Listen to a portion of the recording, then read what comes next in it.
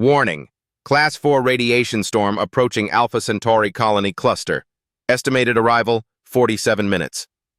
The automated alert echoed through both colonies, but the responses couldn't have been more different. In the gleaming chrome towers of the Zglorg settlement, Administrator Xylar stared in horror at failing shield diagnostics. Their perfect radiation barrier, designed by the finest minds in the collective, was destabilizing under the binary star's interference. Meanwhile, in the hodgepodge human colony, a maze of repurposed shipping containers and modified habitats, Maria Mac Gonzalez was already mobilizing her team. They'd survived 3 similar storms with their jury-rigged solutions, and this time they had something new in mind. "You can't be serious." Xylar's translated voice carried equal parts disgust and disbelief as they watched humans dragging salvaged solar panels across the colony's perimeter. "Those are designed for power collection, not radiation shielding. This is precisely why the collective questioned allowing humans into this system." Mac didn't even look up from her work, directing her team to angle the panels just so. "Yeah? Well, sometimes the best solution isn't the intended one. You might want to evacuate your people to our shelter before that storm hits, unless you'd prefer to trust those perfect shields of yours." The storm's leading edge was already visible, a writhing curtain of charged particles that would fry any unprotected organic matter in seconds. In the Zglorg colony, automated systems continued reporting cascade failures in their shielding grid. Perfect technology, it seemed, had a rather imperfect tolerance for real-world conditions. But in the human colony, Mac allowed herself a small smile as the last panel locked into position. Sometimes the best shield wasn't a shield at all. Sometimes it was just knowing how to bounce the bad stuff back where it came from. The Alpha Centauri system had always been humanity's first dream of interstellar colonization. Twin suns, one like Earth's own, the other a smaller orange companion, casting their light across potentially habitable worlds. When humans finally arrived in 2157, they found they weren't the first to have this dream. The Zglorg collective had already established their colony 6 months earlier. Their ships, perfect crystalline structures that seemed to defy physics, had made the journey in half the time of the human vessels, retrofitted cargo haulers that had been modified for colonial transport. The differences were stark from day one. The Zglorg built their colony like a work of art, every structure mathematically perfect, every system optimized by their most advanced AI. Within weeks, they had erected a city that could have been mistaken for a massive sculpture of chrome and crystal. The human colony, in comparison, grew like a living thing, organic and sometimes messy. Habitation modules were crafted from cargo containers, greenhouses built from transparent hull sections, and power systems cobbled together from a mix of solar, wind, and whatever else they could make work. Inefficient was Xylar's first assessment of the human methods. Imprecise. How can you expect to survive in an environment as challenging as Alpha Centauri without perfect systems? Mac's response had become something of a colony motto. Perfect systems break perfectly. Imperfect systems teach you how to fix them. It was a philosophy that would be tested again and again as both colonies faced the challenges of their new home. The first real test came 3 months into colonization. Alpha Centauri A's increased solar activity began interfering with the Zglorg's quantum-aligned fusion reactor. Their perfect power source, it turned out, required equally perfect conditions to operate. "Impossible," Xylar muttered, 4 arms moving in agitation as they studied the reactor readings. "This design has operated flawlessly on 17 different worlds. The containment field algorithms are absolute." Meanwhile, the human colony's power grid was a testament to controlled chaos. Solar panels salvaged from their transport ships tracked both suns, while wind turbines, built from repurposed landing gear, captured the powerful storms that swept across the plains. None of it was perfect, but all of it worked. "See, that's your problem right there," Mac explained, leading a reluctant Xylar through the human power facility, really just a series of connected cargo containers filled with humming equipment. "You're running one big, perfect system. We're running 50 small, imperfect ones. When one fails, we fix it. The others keep running. But the efficiency loss must be, Xylar began before being cut off by a power fluctuation that dimmed their colony's lights. The human colony's illumination remained steady. Efficiency isn't everything, Mac said, patting a humming converter that had clearly been rebuilt several times. Sometimes reliability matters more. Look, we're not saying our way is better, but maybe, just maybe, there's something to learn from both approaches. The lights in the Zglorg colony flickered again, and for the first time, Xylar looked at the humans' makeshift power grid with something other than disdain. The Zglorg's automated farming towers were marvels of engineering.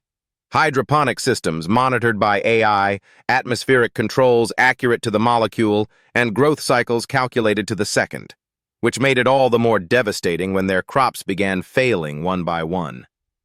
The variables are beyond projected parameters, Xylar explained, mandibles clicking in frustration as they watched another automated harvest wither. Alpha Centauri's binary system creates unexpected radiation patterns. The growth algorithms cannot adapt fast enough. The human colony's agricultural sector couldn't have been more different. Repurposed cargo containers housed traditional soil beds alongside hydroponic systems. Some plants grew under artificial light, others in filtered natural sunlight. Old-fashioned crop rotation mixed with modern genetic modifications. "Look here," Max said, pulling a thriving tomato plant from a soil bed mixed with local minerals. "We lost half our first crop, so we adapted. Mixed earth soil with local rock. Let the plants tell us what worked. Sometimes the old ways and new ways work better together." For the first time, Xylar reached out with one of their 4 arms, gently touching the living plant. "Perhaps," they admitted, watching human children learning to tend the gardens, "there is something to be said for hands-on experience. Our younger generations have never seen actual soil." The admission hung in the air like a bridge beginning to form between two very different ways of thinking. The water crisis hit both colonies simultaneously. Alpha Centauri B's increased activity had contaminated their shared underground aquifer with unexpected mineral content. The Zglorg's quantum filtration system, designed for pure H2O molecules, began shutting down one module at a time. "Replacement parts are 8 months away," Xylar announced to their colony, all 4 arms clasped in their species' gesture of distress. "The system cannot process these unknown molecular combinations.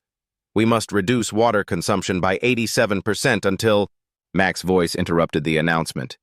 "Or you could help us build something that actually works." She spread out hand-drawn plans across a table.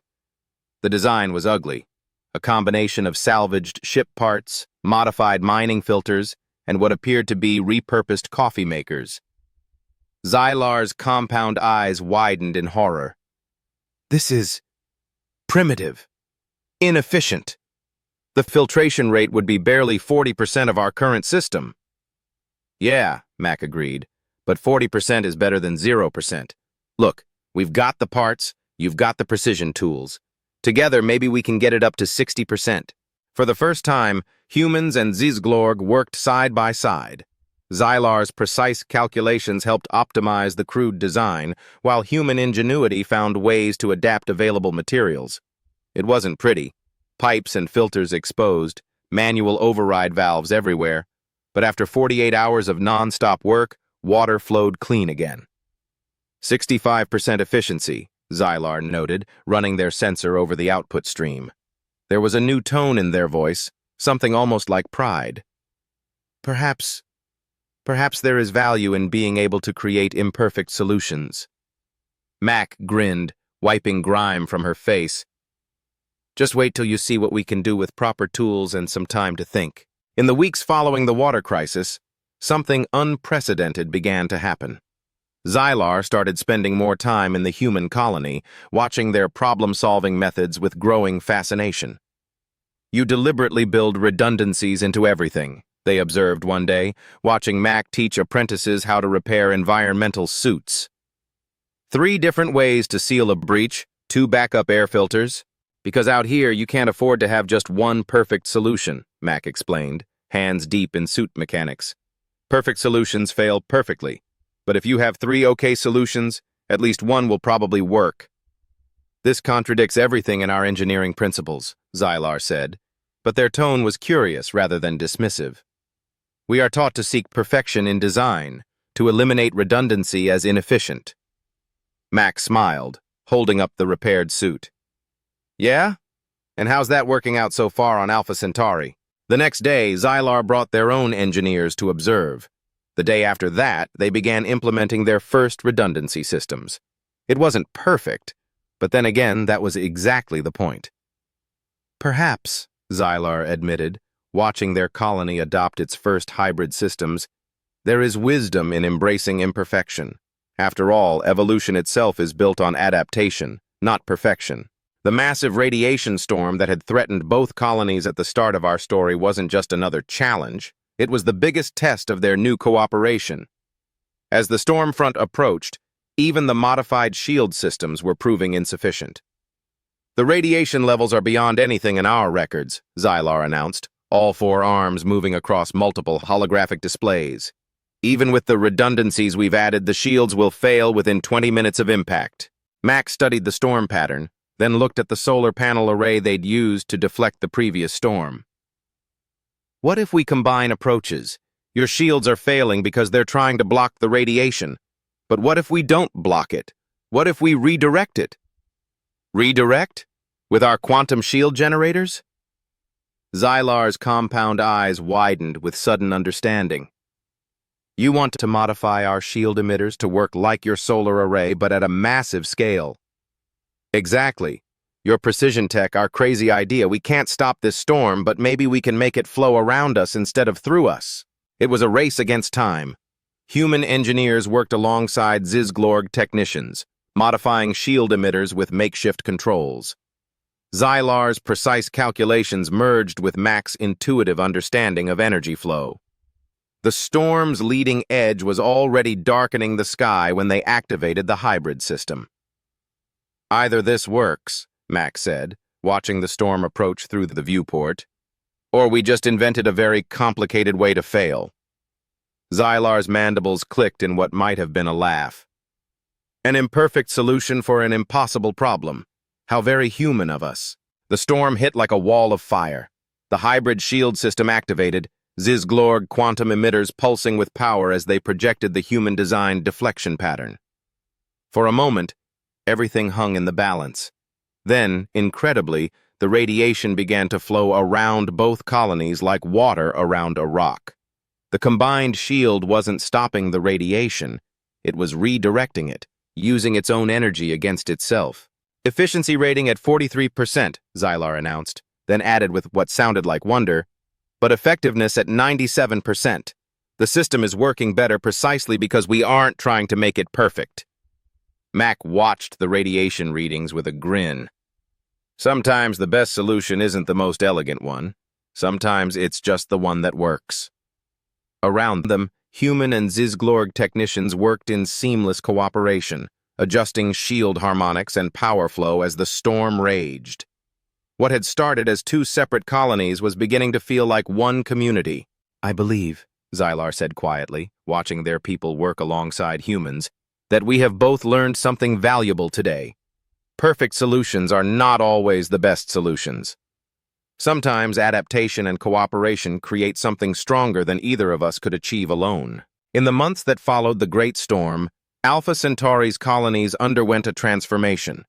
The rigid divide between human and Zizglorg settlements began to blur. Where once stood two separate colonies, now grew something unique in the galaxy, a true hybrid community. The Zizglorg's perfect chrome towers gained human-style redundancies and repair stations. The human settlement's makeshift systems were enhanced with alien precision technology. Neither perfect nor primitive, but something new altogether. The collective will need to revise their assessment of human capabilities, Xylar remarked, standing with Mac as they watched a group of Zizglorg youth learning human-style hands-on repair techniques. Perhaps they will also need to revise their definition of perfection. Mac smiled, watching a human engineer excitedly discuss quantum mechanics with a Zizglorg scientist. And maybe we needed to learn that sometimes precision has its place. Turns out we're all better when we stop trying to prove who's better. Word of the Alpha Centauri experiment spread throughout both civilizations. Other colonies began requesting joint missions, seeing the advantage of combining human adaptability with Zizglorg precision. A new age of cooperation was beginning, all because two very different species learned that imperfection, adaptation, and cooperation could create something stronger than perfection alone. As Alpha Centauri's binary stars set on another day, their light shone on a colony that stood as proof. Sometimes the best solutions come not from being perfect, but from being willing to learn from each other.